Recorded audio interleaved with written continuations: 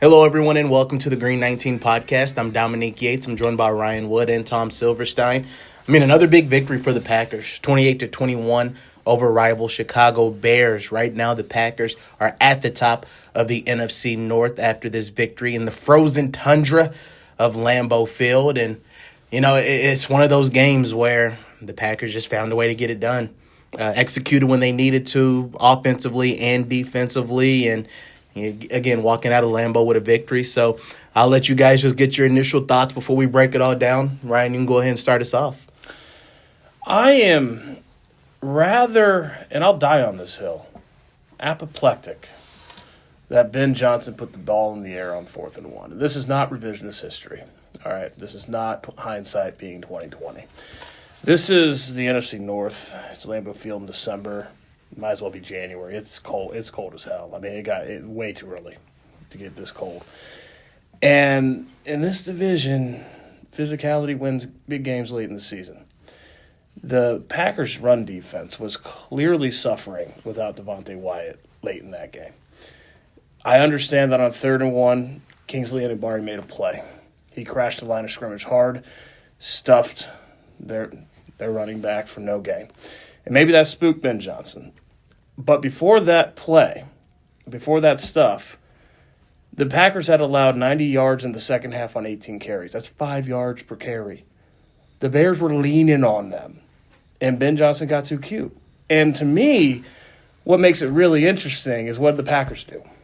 That final drive, Josh Jacobs goes out there, has 5 carries for 36 yards, 3rd and 2. They have a pitch to the right that they'd wanted to call all night. They've been getting the good look for it. And it's 3rd and 2, they have the wrong look. They have 2 guys on that perimeter, 2 Bears defenders. They run it anyway. Josh Jacobs breaks through a wall of Bears for 20 yards. 2nd and goal from the 2. Josh Jacobs gets stuffed. Matt LaFleur calls in a pass play on 3rd and goal, but he leaves the option for Jordan Love to check it, to can it into a run. That's what he does. They get pushed on the offensive line. They over-physical the Bears. You saw one head coach really stick to the formula of NFC North late in the season. Another head coach Ben Johnson got way too cute there. I couldn't believe he put the ball in the air. Spoon? Yeah, I definitely see what you're saying, just to address that. But that's who Ben Johnson is. That's who Dan Campbell is. That's what they do. The odds he's playing are that there's no guarantee they're going to score if they get the first down. But if they catch the Packers sleeping, which they did, that completely someone blew the coverage on Cole Kmet. And luckily for them, Keisean Nixon decided he needed to run from the other side of the field all the way over and made it a terrific play. I don't fault Ben Johnson for being Ben Johnson. I would have run it, yep, for sure. But, that's who they are. And, Caleb Williams could have made a better throw. He could have run for it. He probably heard Micah Parsons' footsteps as he was running to the sideline, so that might have had something to do with it, even though Micah Parsons wasn't on the field. Edrin Cooper made a great play, though, on that, to your point. Yeah, he was chasing him. Packers, I thought it was exactly what the kind of game I thought it would be. Mm-hmm. I thought it would come down late. It would be, anyone's game, possibly in the fourth quarter. Packers, I think their offense made a little bit of a statement and showing that they could drive. After a really bad start to the second half, they kind of got their act together, and they're going to be a big play offense. That's who they are. The Bears, they're going to be who Ben Johnson is, and the Packers are going to be who Matt LaFleur is, and Matt LaFleur is hunting big plays all the time. That's what really, I guess, stood out to me about the offense, seeing more explosive plays. Like, it seems like game by game you're seeing more of them, and you're seeing different guys making some of those plays. Obviously, Christian Watson has been Mr. Consistent since he has been back from injury. Was it 5 touchdowns over 4 games? But then last week it was Dontavian Wicks This game, it was Watson as well as Bo Melton, out of all people. So I think that's just one thing that I'm watching from this offense. Like, okay, the running game is continually getting there, and those explosive plays are really, you can see kind of being the difference in this offense. And again, they're only getting healthier right now, but I think that's something that's really kind of catching my attention. This offense is, you can say, going deep and executing well. But those explosive plays are tied to the run game. That's what stood out to me with the offense is the Packers are going to be very deliberate in running the ball. It's no coincidence the explosive plays have returned the last 2 weeks as Josh Jacobs has also looked healthier, fresher, and just better. They've started to figure things out, and it's not perfect there. There's work to do still. But they've been much better on the ground, and then the explosive plays come around. Now, in terms of explosive plays, they've got the right receiver for it.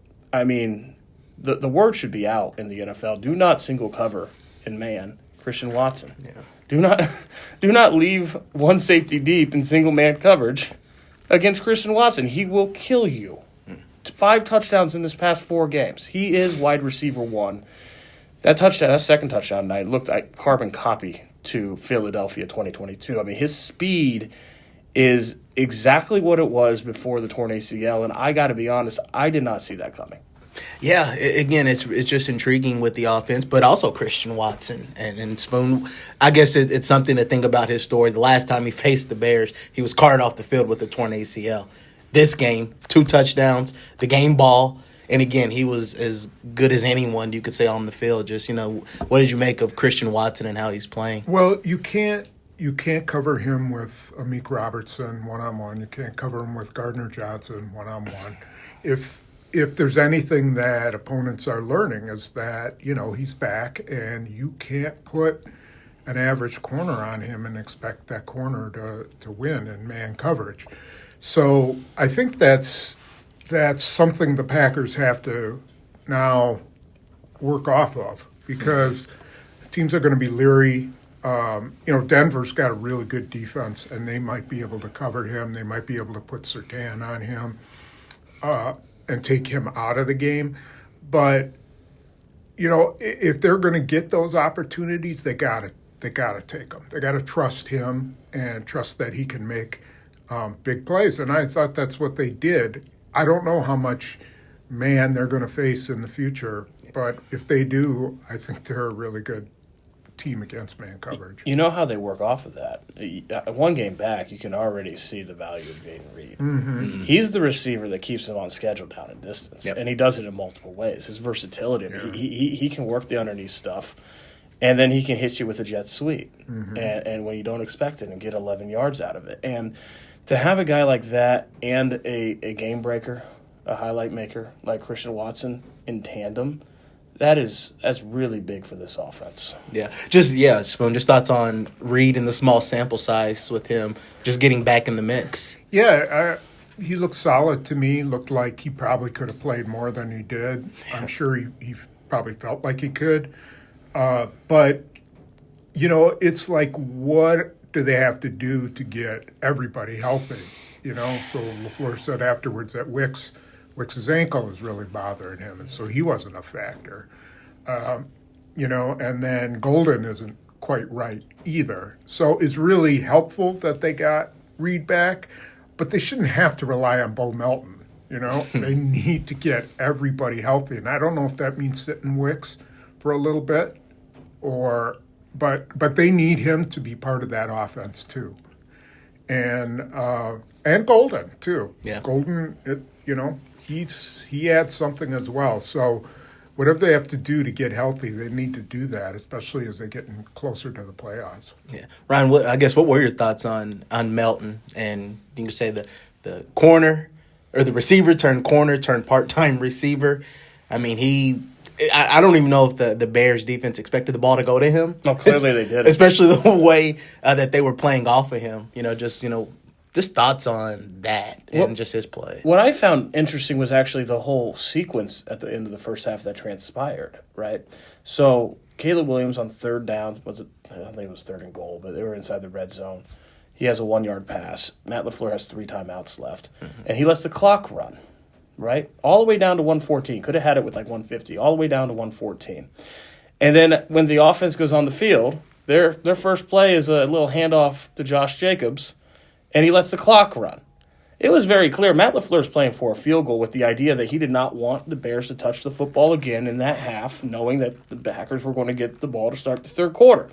Now, it's a good thing that the Bears busted a coverage because the Packers went 3-and-out to start the third quarter. But, I thought it was a really interesting decision for Matt LaFleur because I got it. Like, yeah, that's good if you can get a chance to double up, but ideally, like you didn't leave the offense enough time to really think 7 there, except then the Bears bared. And that's a defense that has lived on takeaways all season, got one today. But it's not a lot else there that's all that good if they're not taking away the football. And I think the Packers really, they exploited that. Yeah. As far as Jordan Love, this would be for both of you guys and then you, Spoon. What do you make of just his overall play, and I guess also in particular how he rebounded after that interception that he threw early in the game?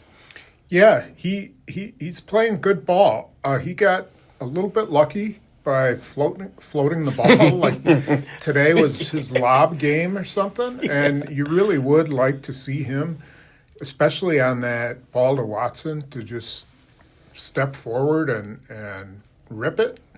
And the Melton one, he got lucky. He got really lucky. That could have been tipped away. Yeah. And so I don't know I think sometimes he's getting a little sloppy there, but he's making good decisions. And that's really the most that's like 60% of it. 40% you better be accurate. Yeah. He's getting them in good plays, and I don't know if LaFleur's given him better options or if he's just, making sure that they're in the right play. But, he said he called a different route for Bo Melton on that, and that was a really good decision. The play when Josh Jacobs scored, they had 3 guys out there on the right, and I'm sure he could have gone either run or pass there, and you made the right decision. Yeah. So I think that's what right now is the only bad decision he had was the interception. Yeah. Are you saying you would have liked to see him fire it more on the first touchdown to Christian Watson? Really, both of them. Yeah. The first one, it turned out that he could lob it, and he lobbed it far enough in front so that Watson just went and got it. Mm-hmm. He had to kind of come back, I thought, a little bit. But, he wasn't blitzed. That's what bothered me. I could see him throwing off that back foot when he's got a guy in his face, but he had perfect protection. And you'd like to see him step into that throw. See, I really like that first touchdown to Christian Watson. The Bo Melton touchdown, yeah, that was a hot air balloon. But that first touchdown, because I got to see the replay, I thought watching it live, he just hit him right in stride. He put it out there for him to go get, hit him right in stride. And you can lob it if you do that, if you lead the receiver, and I thought he did. As far as giving him better options, I think that's clearly what's happening. I mean, think about the reorganization of the receiver depth chart over these last few weeks. They have treated Christian Watson like their best receiver. They bring in Jaden Reed and use him in the exact right way. And isn't it interesting that as Christian Watson has scaled the depth chart, and now Jaden Reed is back, the offense looks better. Jordan Love has 7 touchdown passes and 1 pick the last 2 weeks, with the offense really geared toward their best playmakers. I don't think that's a coincidence. And if that does continue, Jordan Love's had to play most of this season without his best players. Christian Watson didn't come back till late October. Jaden Reed's missed most of the season. They still do need to get healthier at receiver, and I'm with you on Dontavian Wicks, and you'd like to see Matthew Golden do something as a first-round pick in his rookie year. But those are the 2 guys that this offense needs in the pass game. And if they can have them now through the end of this year, it will be a different quarterback, a different offense. Yeah. I do want to move and talk a little bit about the defense and just it was really intriguing to watch that group. Well, first things first, even for me, I figured it would be a tight game. So in ways, I was slightly surprised it was 14-3 at halftime because at half between Swift and Monangai, it was 42 rushing yards between the two of them. So it's like when you looked at the first half, it's like, okay, Packers did exactly what they needed to do. They got pressure on Caleb Williams, and they were stopping the run. Obviously, the second half was a different story. I guess when you look at it full scale, 4 quarters, Spoon, what do you make of the defense?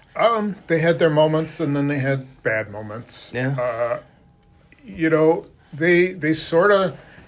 They were sort of the victim of the offense going 3 and out early on, and then Chicago just got on a run with an 8-minute drive, and then they have to come back out again. It's clear that they have to do something inside. I mean, understand now why they picked up 2 nose tackles. Because they don't have, Devontae Wyatt's a good player, and what's really good about him is he can pass rush and he can play the run. And so you don't have to take him off the field for one or the other. And they kind of missed that, I thought. I thought the Bears, in the early going, the Packers were very physical. And then as the game wore on, I thought the Bears kind of got the best of them, started to wear on them a little bit. Some of their, I think they changed some of their run scheme maybe a little bit.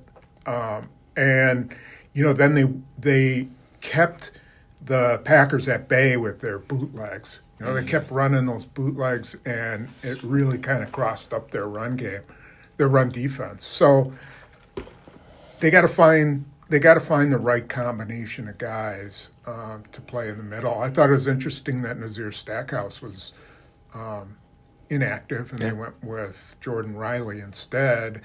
And the kid they picked up from Seattle, I think we'll probably see him next week. So they're trying to be proactive, but you're not going to replace Devontae Wyatt just like that. Yeah. Ryan, just overall thoughts on the defense? Yeah, I think that really outside one play, which was the most important play, Ben Johnson did a pretty masterful job mixing the run game with the boots. And it really kept the Packers defense off balance, which really amplifies when you screw up the 4th and 1. But this was a defense. Jeff Hafley was reeling. In that second half, I don't think they really knew what was coming from play to play, and that is a big testament to Ben Johnson. But there's no secret why the Bears don't suck anymore. It's so interesting walking to the locker room after the game. You walk through the crowd and on a terrace, and that chant, "Bears still suck," is going. They don't actually. This is a really good team, and Ben Johnson is a big part of it. He has revitalized that franchise, and he showed why in that second half. Outside of, again, the most important play of the game, but they kept them off balance. I don't know how they're going to replace Devontae Wyatt. Micah Parsons has said, he said it in Detroit immediately after the injury, Devontae Wyatt is a player that they cannot replace. So I don't know what the answer is there. But when your offense is playing to the level it has been lately, it does take some pressure off of the defense, which is probably what's necessary down the stretch. Yeah, I think that's going to be the key moving forward for this offense. They just have to get to a place where they can sustain more drives.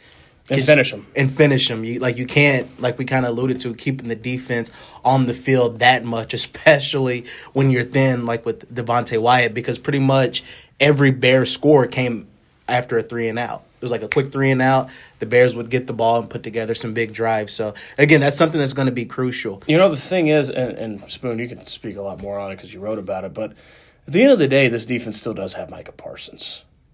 And he's a game changer. He's a season changer. So long as they have Micah Parsons, they're going to be okay. He means that much. Yeah.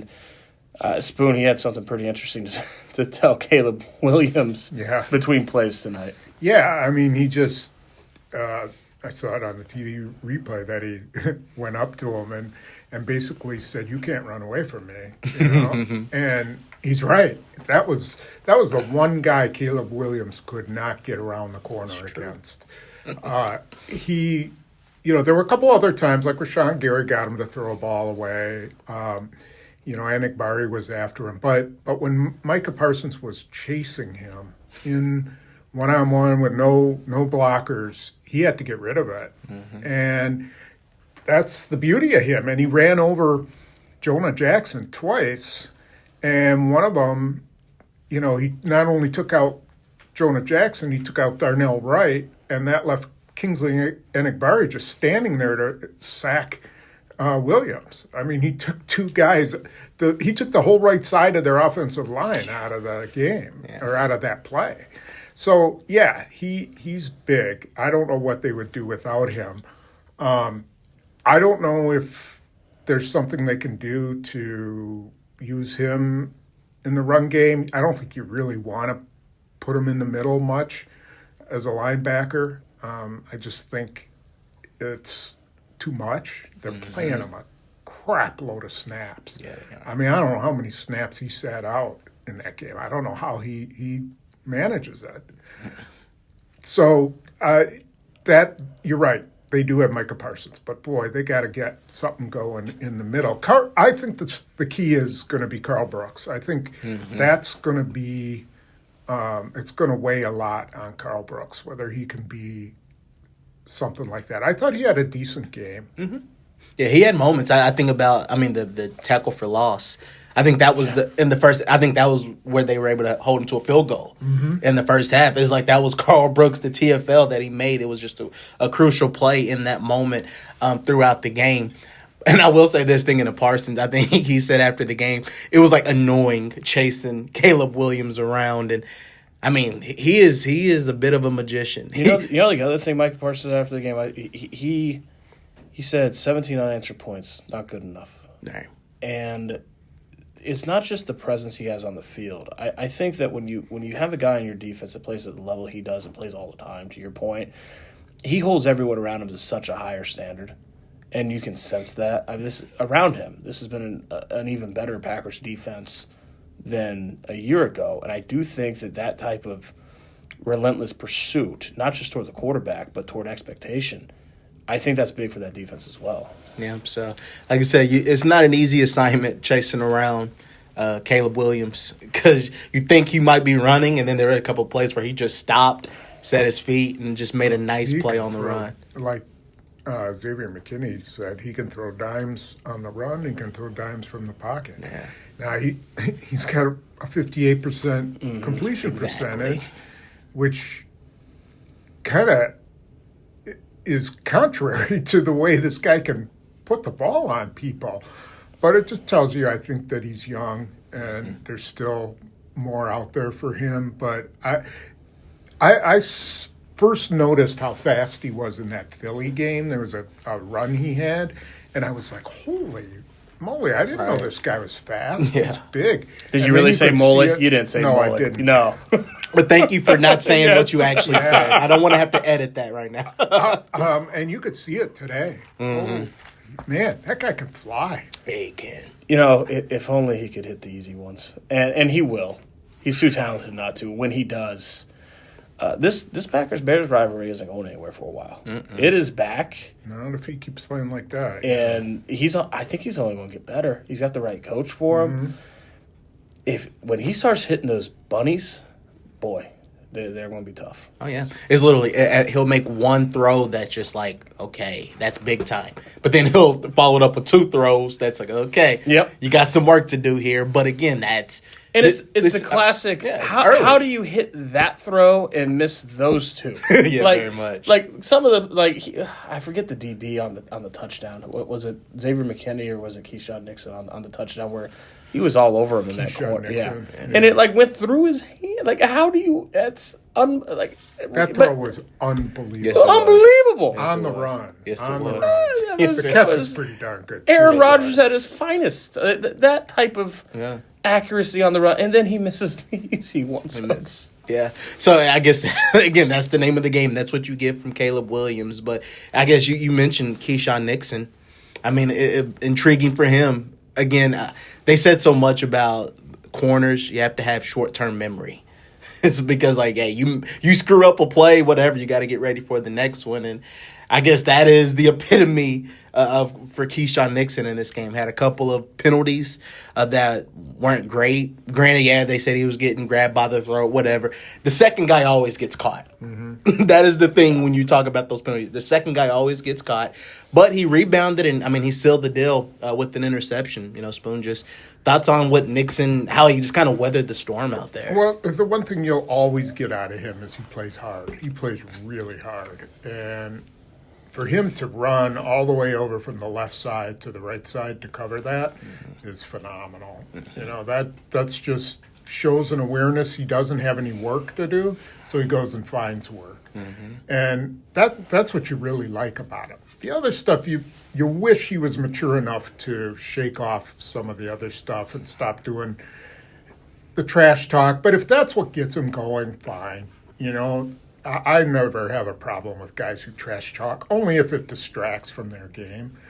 So Keisean Nixon is not, he'll disagree, but, I mean, he's not a top-tier corner in the NFL. He is a starter, a legitimate NFL starter, and, you know, if you could do better, you'd like to do better, but I think you can win with him. You know, so I thought LaFleur did a good job. I thought LaFleur should bench him after that because it was a really stupid penalty. You can't let that happen. But he came back and played pretty well. So, yeah. Is he the cornerback version of Rashawn Gary? Oh, could be. A really good number two. I think Keisean Nixon's a fine number two. Yeah. That's not a number one. All right. But the difference, of course, is that defensive line, that pass rush, has a number one. So Rashawn Gary's just fine where he's at. Whereas Keisean Nixon is their number one, and he's a really good number two. Yeah. Do you guys happen to know the last time before tonight Keisean Nixon had an interception? I didn't, so no worries. He had one last year. I do know for sure. At least one Remember last how long year. it'd been? Oof. No. Let's see. Was it oh, man. It wasn't Minnesota, was it? Close. Close? I can't remember. Yeah. On the road at Detroit. That was December 5th, 2024. Yeah. So he's 2 days long of a full year since his last pick. He has 16 defended passes this season, which tied for the NFL lead. Going a year without an interception does not a number one corner make. With that said, he's a damn fine corner. I mean, he covers well. He's sticky. You hear what Micah Parsons said about him. Speaking of words that you cannot say on this podcast, a scrappy you-know-what. But He also said he has short man syndrome. Exactly, right? And is that not like the perfect way to describe Keisean Nixon? Like, we all know people in our lives that have short man syndrome, and that's not a dude that you really want to mess with, as Micah Parsons said, because they're scrappy. And yeah, that's Keisean Nixon. He's got that short man syndrome. Yeah, I guess as a whole, though, it's tricky. I mean, I guess this was the first game where a corner picked up an interception for the Packers because it had only been Evan Williams, Xavier McKinney, and Isaiah McDuffie. I think those were your three guys that only had picks, and now Nixon. It's intriguing. I don't know what's next when you look at just the secondary group. I know they finally got Nate Hobbs back. He played a little bit more slot. Just Carrington Valentine. I don't know. What do you think is next for this group? I don't know that there is anything next for them. I think that what you see is what you get. It's a little puzzling that McKinney hasn't gotten more opportunities, but I don't know that I can blame it because it's not like he's dropping opportunities or the ball's, being thrown on him deep. He's not giving up a lot of stuff. I would say that, they need Hobbs to, you'd like to have that physical guy, but Bullard is playing so well that, it's hard to take him off the field. He's just, even playing hurt, I thought he looked pretty solid. He didn't play a ton of snaps, but when he did, he was good. nobody completes passes against him. So And if they do it, they don't go long because he tackles. yeah, he's on you immediately. I mean, he was fired out of cannon that one time in the flat. I think it was to the tight end. So, yeah, I don't think there's like this ceiling that they still need to get to. I kind of think that's who they are, and I don't see them getting a lot of interceptions, and I don't see them being a dominant group. There's two Packers defenses, essentially. There's when the pass rush gets home and when it doesn't. And when the pass rush gets home, this is as good as any defense in the NFL this side of the Houston Texans. I mean, they are a bona fide, legit, easy top 5 defense when the pass rush is getting home. When it's not, it's different. It puts more stress on the back end. And the back end's not bad. Case in point, in the past month, 2 games have ended with interceptions in the end zone. I mean, that's been an issue early in the season. Coming up big and when you got to have it, when the game's on the line. They have been doing that. That's significant. So it's not bad. It's just not elite either. Mm-hmm. And there's no taking solid in terms of personnel and turning that into elite. That's just not going to happen. There's no Patrick Surtain on this defense. But when the pass rush is getting home, there doesn't need to be. It's just that's a lot of pressure on that pass rush to get home. Yeah, they have to find someone besides Parsons because they're starting to. They're relying on him too much for it, and like Brooks could. They really need him to kind of break away. But Gary is just. He had a couple pressures, but he's not. He's not bulldozing through guys. Mm-hmm. He's not getting around the corner all that much. I don't know if I have zero really predictability that Lucas Van Ness is coming back. I don't think he's coming back, or I don't know what his situation is, but I wouldn't count on him.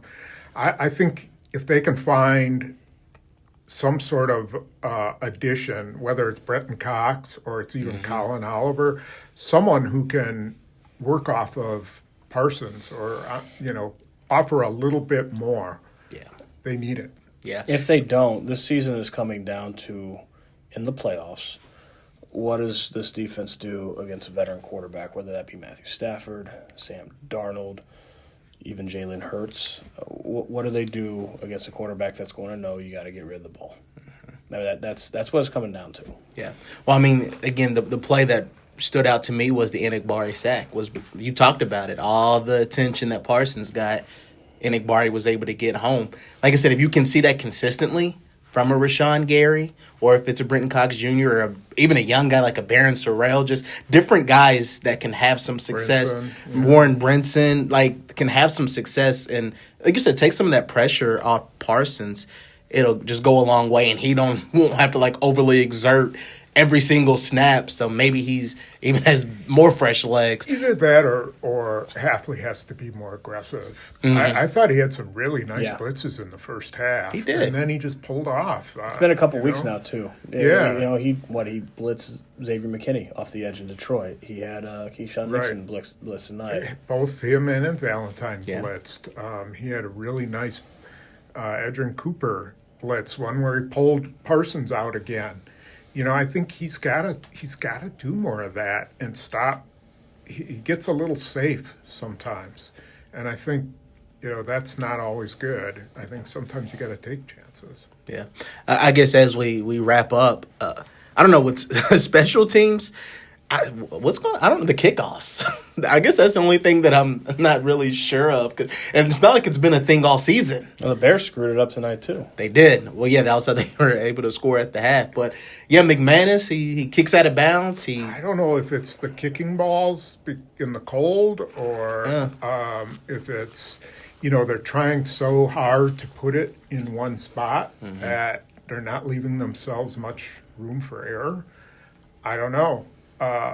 But, geez, man. And then the penalties, too. Yeah. Still having penalties. I mean, some of them on special teams, I have no idea what they're called. It's like they call a penalty on every special teams play, on both both sides. I mean, it's just kind of ridiculous.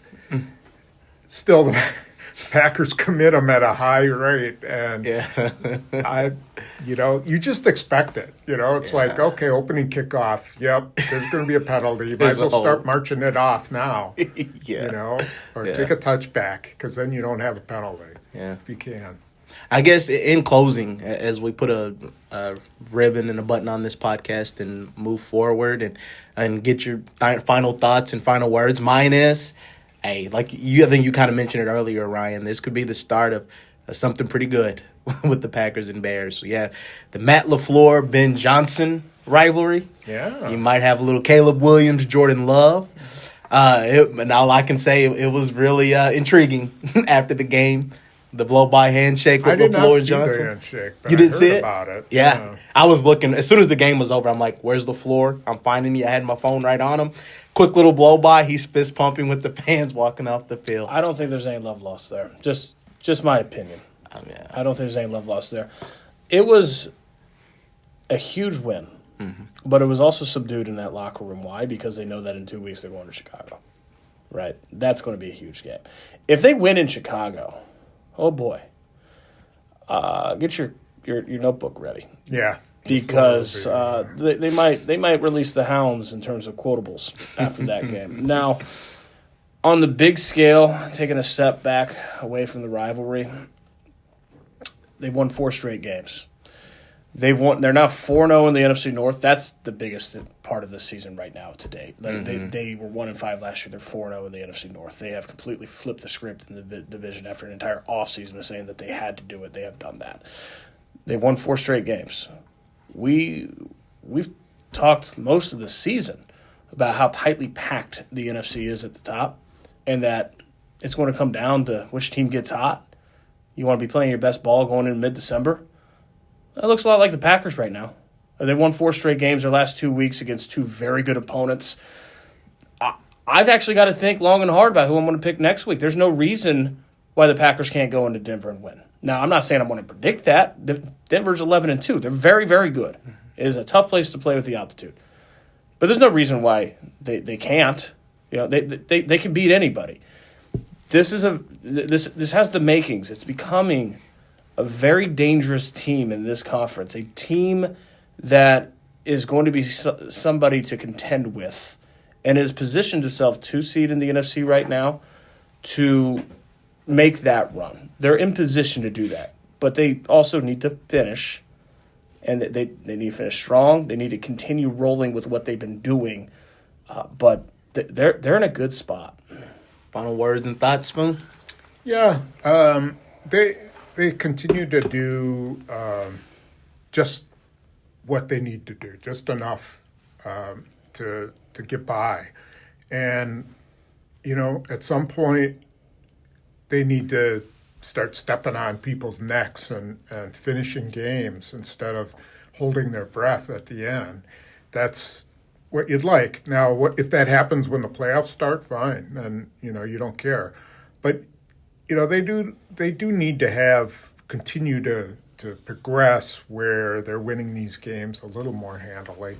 But as long as they win them, I don't know what else you can argue with. Yeah, that's the end of the day. So 9-3-1 on the season, 4-0 in the NFC North. Right now, sitting at number 1 in the division after a 28-21 victory over the Chicago Bears. So again, a big win for Green Bay. Next weekend, you're heading to Denver to face a really talented Broncos team. So guys, appreciate it as always. Thank you for what all you do. And again, you can find all of the recaps and so much more from this game on Packers News and Journal Sentinel. And we thank you all for checking out the Green 19 podcast. For Ryan Wood, Tom Silverstein, I'm Dominique Yates.